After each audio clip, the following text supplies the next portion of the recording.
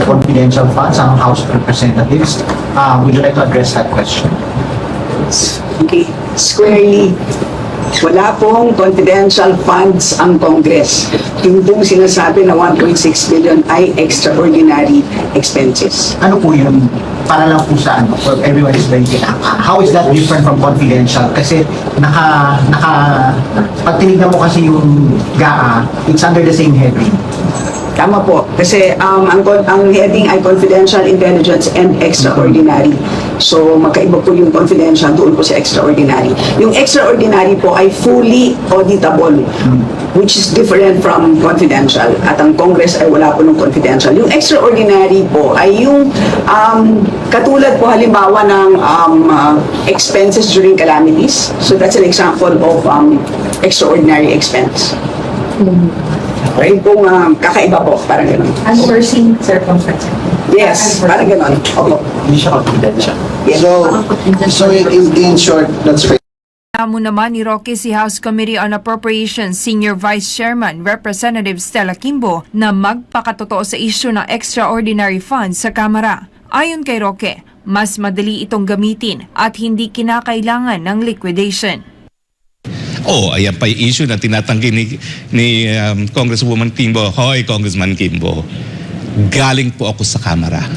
Hindi ko po kinakailangan si SAS para sabihin na mas matindi ang extraordinary expenses. Kasi sa katunayan po, lahat ng tinatanggap nating pera dyan sa Kamara, wala na pong liquidation. Hindi lang po extraordinary expenses. Magpakatuto kayo dyan. Nung ako po ay kongresista, 2 taon naman ako nakaupo dyan, wala pong liquidation ang mga budget na natatanggap ng mga kongresista. Pinipirmahan lang natin ng certification. Mas matindi pa po ang proseso at ang patakaran dyan sa Kamara. Naging kongresista po ako, pinirmahan ko yung mga certification na yan. Hinamon rin ng dating mambabatas ang Kamara na talakayin ang iba pang pinagkukunan ng pondo ng mga ito. Naniniwala naman si Roque na kaya pinag-iinitan si VP Sara Duterte ay dahil banta sa kanila ito sa 2028 presidential election. Ang katotohanan, tinatarget nyo si VP Sara dahil siya'y banta sa 2028. No other way of explaining it. Mahiya kayo dahil bakit si VP Sara lang ang tinarget nyo, hindi mga sarili ninyo. Diba? Kung talagang kayo ay nagmamahal sa bayan, kung talaga kayo dais nyong ibigay ang pondo sa West Philippine Sea, yung sarili ninyong mga miscellaneous funds, ibigay nyo para sa West Philippine Sea.